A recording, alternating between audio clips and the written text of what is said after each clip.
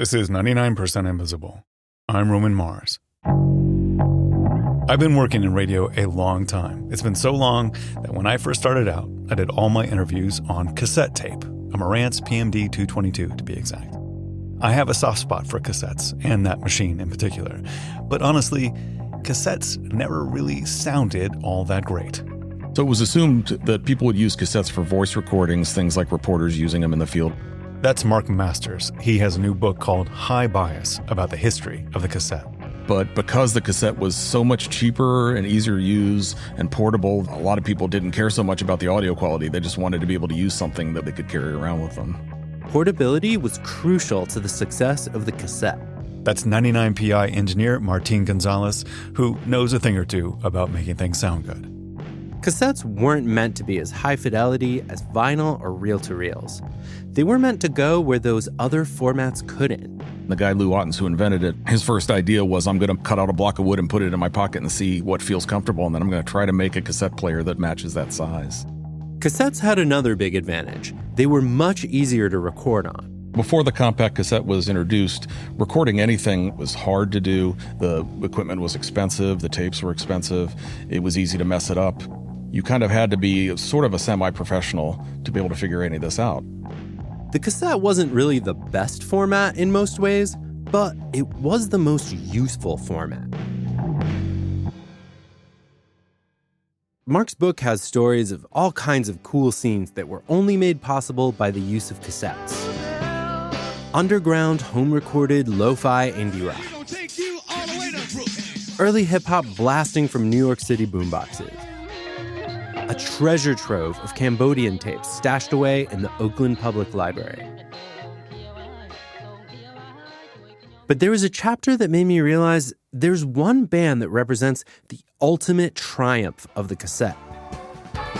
The Grateful Dead.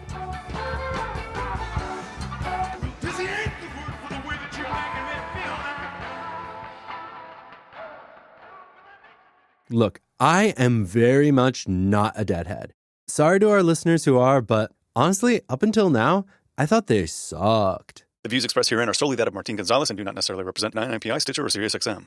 All right, I've come around a little bit on them, but it's just, I was always like Mr. Cool Music guy, you know? I'm the type who will corner you at a party to tell you, actually, my favorite Beach Boys song is the title track from their 1968 album Friends, which I think is probably the apex of their post-Pet Sounds era.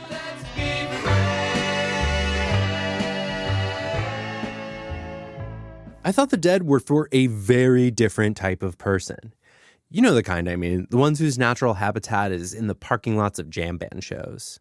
Old school hippies and people my age kind of living an old school hippie life where they're just like in a van, they're selling burritos, they're white and they have dreadlocks and they're like wearing no shirt and they're selling mushrooms out of a bag.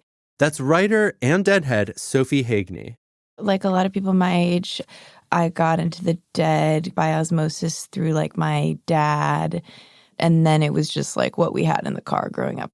She knows what people think about Dead fans. I approach loving the Dead with some amount of self-deprecation just because I'm aware that it's not for everyone to listen to like endless jams. It can be, I think, really alienating for people who might not have a natural way in. My way into the Dead was through cassettes. I found it so charming to imagine total strangers, united by their love of this band, mailing each other tapes of shows that maybe neither of them even went to. But let's rewind the tape back to the beginning of the Grateful Dead. I gotta admit, this kind of rocks. What you're hearing is their first known live recording from the January 1966 acid test. These were happenings thrown by Ken Kesey and his group, the Merry Pranksters. Everyone was dosed on LSD, and there were crazy lights and experimental spoken word performances. The Dead became the de facto house band. They became close with the era's most prolific producer of acid, Owsley Stanley, also known as Bear. He became the band's patron and first sound engineer, building gigantic high-fidelity PAs for them. Bear started recording the band in his quest to improve the quality of the live sound. He explained this in this 1991 interview. My way of doing that was constantly playing the tapes back, listen to the tape, listen to the house, adjust them, listen to the tape, listen to the house. After every show, we'd gather in the hotel and play back the night's gigs. It was always a tape being made. Throughout the late 1960s, the Dead expanded from their Bay Area roots and started touring nationally. They became a focal point for the counterculture. Their shows were never the same twice. They would make up the set list as they went, linking songs together with extended improvisations. The magic of their live shows didn't quite translate into their studio albums. They released a few official live albums that were closer to the experience, but people really wanted to hear every show, to hear the differences, to hear if there might be something new they're playing, if there might be some new take on an old song. Intrepid fans would sneak in their own tape recorders and microphones to try to capture the elusive raw magic. Early tapers were mostly still using bulky reel-to-reels. When the tape ended, you had to unspool the whole reel to switch tapes. It was a difficult and time-consuming process to do mid-set. And it wasn't quite accepted yet, so you might have to hide it somewhere. You might have to try to figure out a way to put a whole reel-to-reel deck like in your pants or something. Mark isn't kidding. Tapers resorted to elaborate measures, like disguising a mic stand as a leg brace or burying their gear in the stadium's field a couple days before the show. In those early days, illegal bootlegging was a widespread concern in the music industry, and at first, the band was opposed. The crew would confiscate the tapes or even snip their cables. Turn it off. Turn it off. The taping quickly became so widespread that the band came to a sort of grudging acceptance. Here's a 1971 recording where guitarist Bob Weir and bassist Phil Lesh poke fun at a taper who was a little too close. Hey, you down there with the microphone, if you want to get a decent recording, you got to move back about 40 feet. It sounds a lot better back there, believe me. And Jerry Garcia had taped bluegrass shows when he was younger, so his philosophy was, when we're done with it, they can have it, you know. New York tapers formed clubs to trade recordings. They were the first to establish an important principle. The tapes couldn't be sold for a profit. You had to either swap for another tape or simply give it away. The music was a communal resource to be shared freely.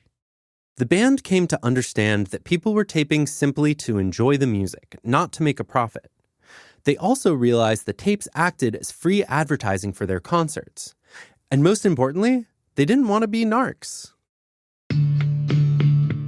The earliest cassette recorders were still mono and lower fidelity, but throughout the 1970s, new higher fidelity portable cassette decks were released, made by brands like Nakamichi and Sony. Some even came with microphones. Taping became more and more accessible. Suddenly with cassettes, it really, all you had to do was pop it in the machine and hit record. There was almost nothing else to it. As the cassette spread, so did dead tapes. When the band took a break from the road in the mid-1970s, the tapes kept circulating without them. By the end of the decade, the band was a cultural phenomenon. Caravans of Deadheads would drive around the country following them around from show to show. At that point, cassette decks had widely replaced 8-tracks in cars, so as you drove from one show to the next, you could listen to your Dead tapes the entire way. The vibes never had to stop.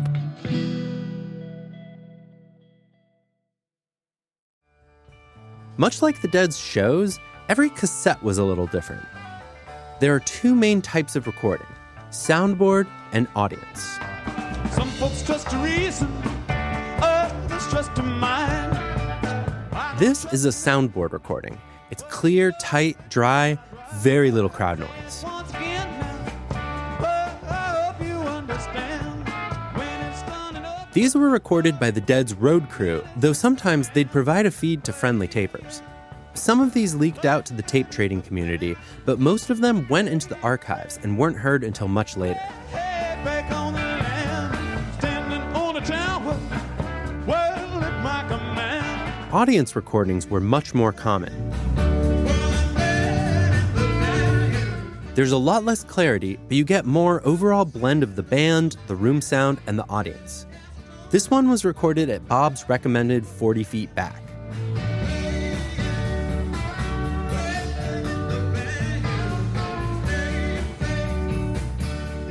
I mean, this sounds pretty good considering it's just a guy who stuck a tape deck down his pants and hoisted a mic up above the crowd. In order to share the tapes widely, they would get copied over and over. People would have dubbing parties where they'd all each bring a tape recorder and they'd chain them all together. And later, dual-deck cassette recorders could make copies without needing a second machine. But those copies didn't sound exactly the same. Every time you made a copy, you would reduce the fidelity of the tape further and further. The sound degrades a little bit more every time, and the tape hiss multiplies. That's called generation loss. Driving that train. So a pristine first-generation soundboard recording Casey Jones better watch your speed. sounds much worse after being copied just 3 times. You can hear it's way noisier. Know that notion just lost my mind. And if you copied it too many times, say 10, it gets pretty rough. This old engine makes no time. East Central Station. The music gets buried in noise and everything is all warbly.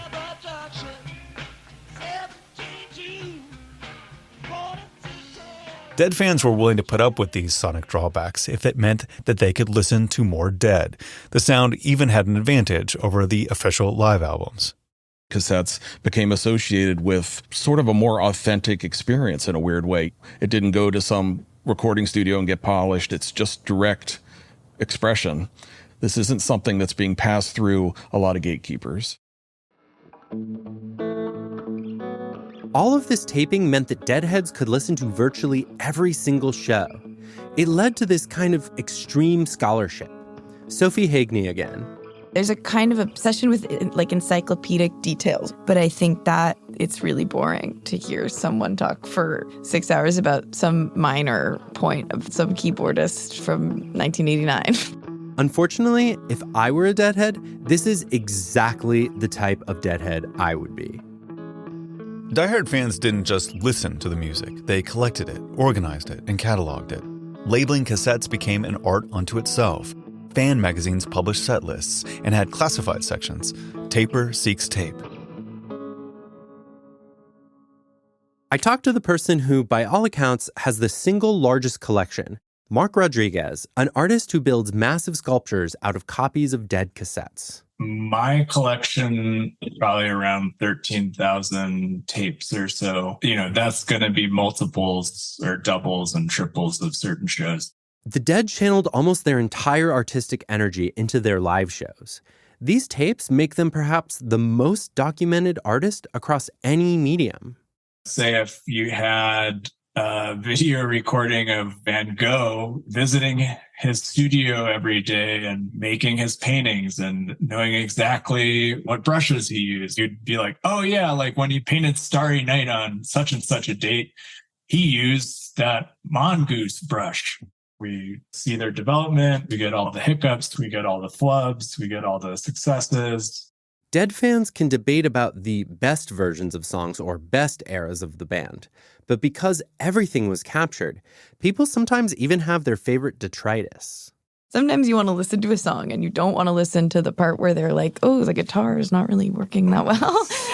But I think that's also part of it. I like listening to Bob Weir talking about like how hot it is in Oregon that specific time, how like every time before it's been raining. I don't know, this may be the first time I've ever been to Oregon. It didn't rain and now it's too damn hot. It wasn't like Bob's off-the-cuff comment about the weather was meant to like live forever, and yet it kind of does. I don't think the band expected that half a century later, people would be listening to their tuning and stage announcements. Jonathan D. Stevens of Boston University, 036369705, valid only with current label. Your wallet is up here. But people weren't just listening to the tapes for the music. It was a way of carrying the atmosphere of a Dead show into your everyday life. The tapes were kind of a hang. Fast forward to the early 1980s. Cassette sales had finally overtaken vinyl. The newly introduced Walkman created the power to soundtrack your life at all times. Meanwhile, the Dead were bigger than ever. They chose to fully focus on touring and went 7 years without releasing a studio album. Even casual fans were mainly listening to the tapes. That was the only place to hear new songs outside of a concert. But there was a problem. Some of these tapers were driving other fans nuts. Another person they were driving nuts was Dan Healy, the Grateful Dead's longtime sound engineer. He told the story in a 1989 interview. Tapers got an inflated version of their own importance for a while there. They were beginning to lean on non-tapers who had seats that they wanted and stuff. One thing led to another in the concept of the taper section. It was like either ban taping altogether or organize it.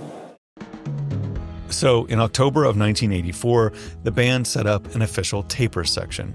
Tapers would buy special tickets to sit behind Healy, where they wouldn't bother the other fans who simply wanted to listen and vibe in peace. At that point, the band's finances were dire. For their entire career, they'd struggled to break even. Their ticket sales were massive, but so was their overhead. They started considering their tape vault as a potential source of income, so they hired a prolific tape collector to help them sift through the archives. Hi, my name's Dick Latvala, and welcome to the Grateful Dead Vault. In 1974, I started collecting tapes, and then I did nothing else for about 10 years. Dick Latvala had struck up a friendship with the band and the crew over the years. Sometimes they'd slip him copies of soundboard recordings. He and other tapers had long advocated for official releases of these tapes, but the band always thought they were too lo-fi to put out. Eventually, they came around. In 1993, they released the first CD of the Dick's Picks series, which was an instant success. The advertising played up the rawness of the tapes, recognizing that fans had come to see it as a virtue. By 1991, CDs replaced cassettes as the most popular format. Many tapers had also switched to digital recorders, but those were much more expensive, and CDR burners cost thousands of dollars at the time. The easiest way to share the recordings from fan to fan was still the cassette.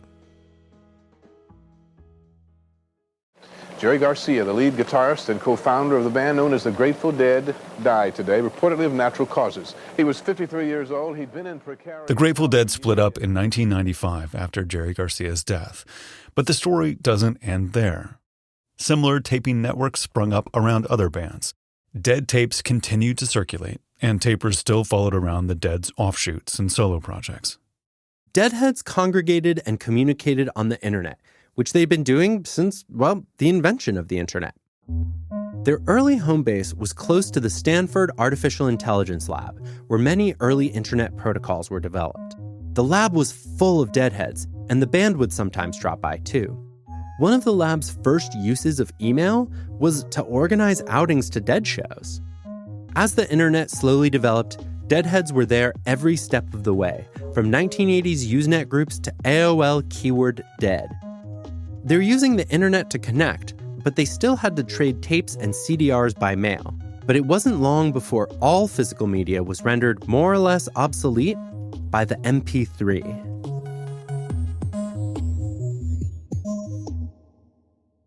In the early 2000s, fans embarked on a collective project to digitize and organize the recordings, which found a home on archive.org. Deadheads no longer had to cultivate their own personal libraries or track down rare recordings themselves. With one click, they could pull up virtually any moment from the Dead's entire history. And if they had a tape that was missing, they could share it with the rest of the fandom. The Walkman couldn't compete with the iPod. The cassette simply wasn't useful anymore. And so people started getting rid of them. The tapes are literally kind of worthless. The value that they hold is really only sentimental, and for people who possess this particular obsession, they function more like literal memories, like souvenirs, than as collector's items. 2023 saw the last shows by the final incarnation of the Grateful Dead. Dead and Company featured a couple of original members, plus some other jam band veterans, and Your Body is a Wonderland singer John Mayer standing in for Jerry Garcia.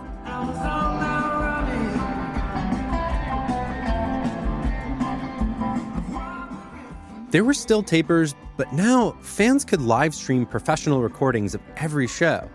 Taping was no longer a necessity, but more of a hobby. Sophie saw Dead & Co. many times, including their July farewell shows in San Francisco.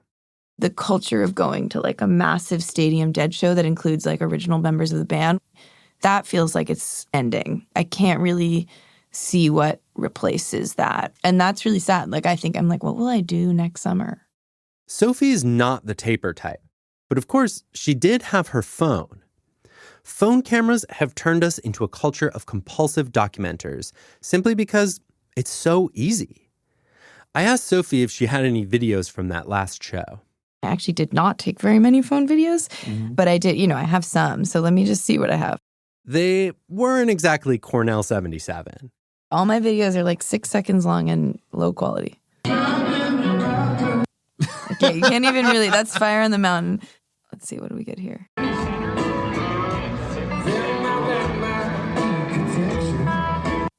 So there you go.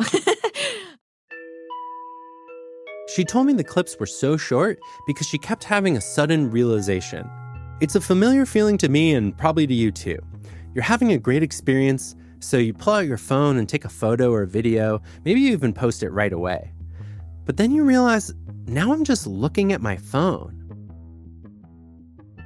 Documenting and sharing is so easy that it's become our new default.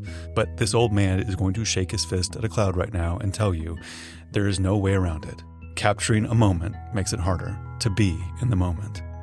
Dead cassettes are an artifact of when recording was rare and sharing took work. Tapers were volunteering on behalf of Deadheads past, present, and future to try and capture every fleeting moment, to capture the entire moment. Not just the music, but the feeling of being there.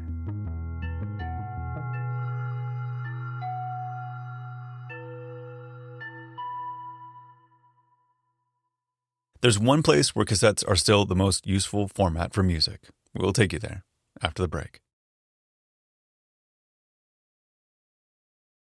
Back in 2016, we ran a story about a place where cassettes remain the most useful format. Documentarian Alex Lambert takes us there. The United States prison system has the largest prison population in the world. And when the more than 2 million prisoners in this country have access to music, it's often on cassette. Well, my number one thing to keep around here is my Walkman, my tapes, my legal papers, and some bottled water. Yeah, they can have everything else. That's Adolfo Davis. At 14 years old, he was involved in a gang-related shooting. He was tried as an adult and sentenced to life in prison. Adolfo is 39 now, and he's serving his sentence at Stateville Correctional Center in Illinois. Listening to music on tapes is one of his only means of escape. That's the only way I think I've made it so far, because I have a good imagination, and I just close my eyes, put my earbuds in, and I just be gone. In 1990, the year Adolfo was incarcerated, everybody was listening to music on cassette tapes. In fact, Adolfo had some with him when he went to prison. Yeah, I got locked up with a Walkman and I think like 7 tapes. Yeah, when I used to sell drugs, I have a fanny pack. And I have my Walkman in my fanny pack with my tapes. And I be listening to the Walkman while I'm watching out for security for the police. A fanny pack. We usually call it a pouch, but it's a fanny pack. Let's be real. Just a few years after Adolfo was locked up, the cassette tape would be all but replaced by the CD out here in the free world. But in prison, the cassette lived on. I be telling my family, like, I need to order a tape. And the younger generation that I be talking to, they don't even know what a tape is. And not just any old cassette tape is allowed in prison. Some prisons require a very specific type of cassette tape. It has to be clear. It has to be sonically welded so it can't be taken apart and put back together. And the box it goes in has to also be perfectly clear. That's Steve Stepp, owner of National Audio Company, America's preeminent manufacturer of cassette tapes. The reason you can't have a 5-screw cassette or maybe a colored cassette that's opaque is they don't want a razor blade or narcotics or something else to be enclosed in a cassette. They do have people in the correctional facilities who look at and inspect incoming materials, and they have to be able to see through or they won't allow them in. Steve has gotten familiar with this subfield of cassette tape manufacturing, even though it is not the focus of his business. Mostly he makes normal cassette tapes for a number of different markets: music labels, spoken word, audiobooks. Steve's factory in Springfield, Missouri produces both blank tapes and tapes with audio already on them. The machines collate all those parts together, transfer them across on a conveyor, and then wrap them with cellophane and put a tear strip in. Steve was one of the first people in the cassette industry, and he's one of the only people still in it. We're the only people I know of. Most of the people left in the cassette industry are mom and pop shops or small operations. If you purchased a cassette recently from anywhere, from Radio Shack or from the merch table of some punk band you just saw live, it probably started out in Steve's factory. His company ships out up to 100,000 cassettes a day, and a small number of those cassettes are special orders for prisoners, made with clear plastic and without screws. Once the tapes leave here, we don't really see where they end up. That's a part of the business that we can't see from where we are. As for why cassettes have stuck around in prisons all these years, it's hard to get a definitive answer, because every prison is different. But there's one theory we heard from a few different people. Tapes are allowed because CDs are easier to weaponize. They say that it's the most safest way for them to listen to music because a CD you could break and maybe cut somebody with. That's Chris Barrett. This tape of him was recorded a couple years ago for a short film. Chris used to run a service that helped families send packages to people in prison in New York State. He had a warehouse full of items that had already been approved by the prison authorities. Everything from food, clothing, boxer shorts, and cassettes instead of CDs. But he never really understood the logic behind it. They let me sell tuna fish cans that, you pull off the top and that thing is metal. Like, it's much more dangerous than a CD is my point, the tuna fish can than a CD. So I don't know why they come up with some of the rules that they come up with. We just try to stay within those guidelines. Chris, whose package sending service recently went out of business, also sold a lot of cassette Walkmans. Walkmans used to be available for purchase in prison commissaries, but they generally aren't anymore, which makes them extremely coveted items. Like, my Walkman break, I'm out of there. So I take good care of it, because if it breaks, I start crying. And wear and tear is not the only threat to the life of a Walkman. But when it's like a major shakedown and they bring other officers from other institutions, they would just break your TV, break your radio, take your TV, take your radio, take your cassette tape. Once you destroy my Walkman, I cannot get another Walkman.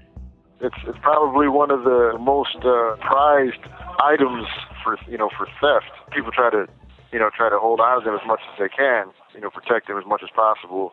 That's Efren Paredes Jr. He was a 15-year-old honor student when he was tried as an adult on a murder charge and sentenced to life without parole. He's always maintained his innocence. Efren is 43 now, and during his 28 years in prison, he amassed a pretty big collection of music. Some of my favorites would probably be Kendrick Lamar. I like Young Jeezy, Rick Ross, Meek Mills. I like Lil Wayne. At Muskegon Correctional Facility in Michigan, where Efren is serving his sentence, prisoners can actually have MP3 players.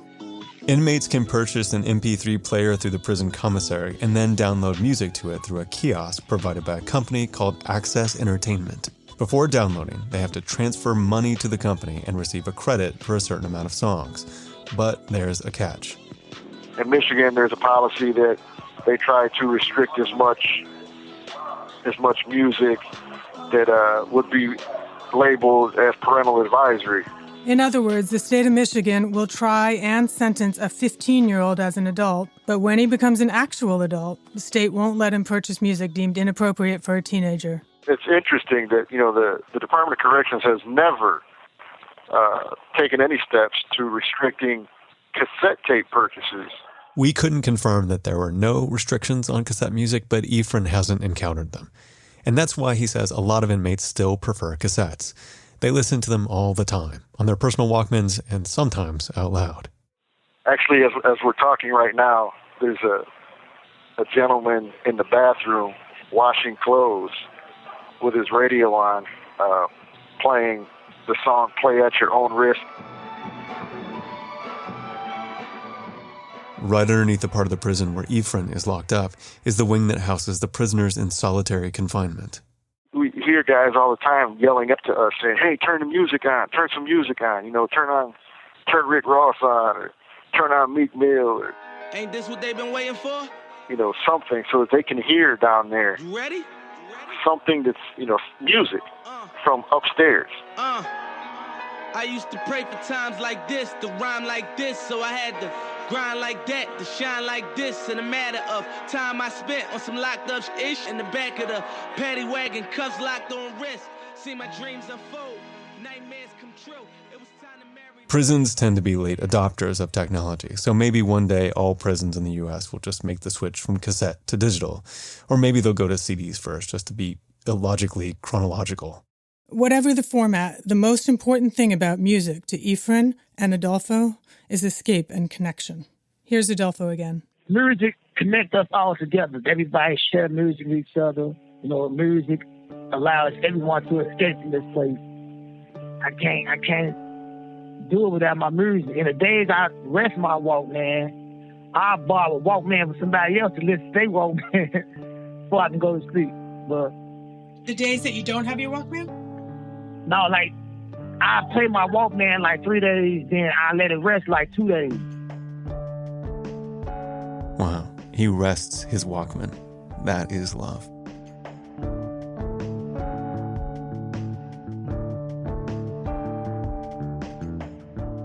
That story was originally produced by Benjamin Walker and Alex Lambert. A slightly different version of this story aired on Benjamin Walker's Theory of Everything. Benjamin's got a new series coming out in January that's going to be great because everything he does is great and groundbreaking. Go subscribe to the Theory of Everything now.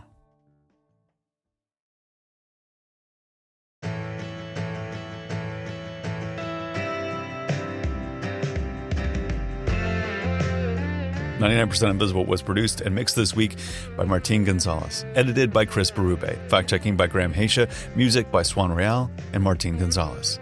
Marc Masters' book High Bias is out now. It is so great. You can also hear him on the Wasteoids podcast. Mark Rodriguez's book, After All Is Said and Done, is a gorgeous object. Thank you to Jesse Jarno, who provided editorial support. He co-hosts the official Grateful Dead podcast, and his book, Heads, is a definitive resource on psychedelic counterculture.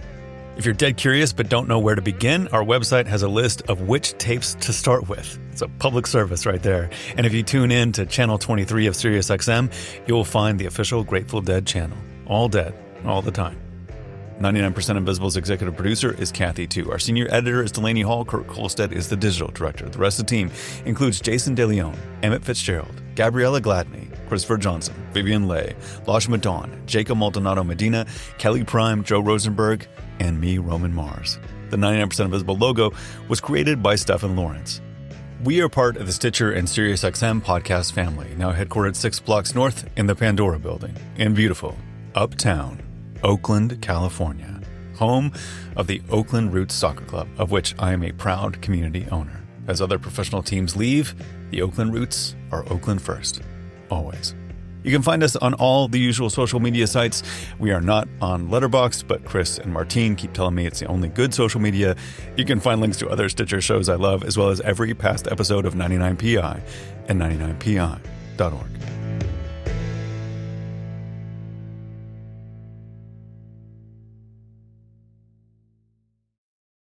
Okay, here it's now.